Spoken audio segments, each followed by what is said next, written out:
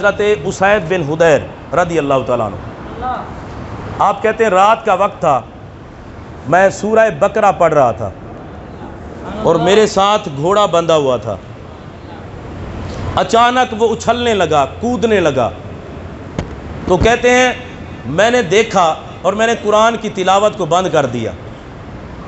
گھوڑا اچھلنا کودنا بند ہو گیا۔ تھوڑی دیر کے بعد پھر میں نے قرآن کی تلاوت شروع کی، پھر گھوڑے نے وہی کام کیا، پھر میں نے شروع کی، پھر وہی کام کیا۔ کہتے ہیں قرآن کی تلاوت میں نے بند کر دی، صبح ہوئی آقا کی بارگاہ میں آ گیا۔ میں نے عرض کی یا رسول اللہ رات کو میرے ساتھ یہ واقعہ پیش آیا۔ میرے نبی نے فرمایا جب تو قرآن پڑھ رہا تھا تو آسمانوں میں اللہ کے ملائکہ قطاروں میں تیری تلاوت سماعت کر رہے تھے، لائنوں میں لگ کے تیری قرآن کی تلاوت کو سماعت کر رہے تھے۔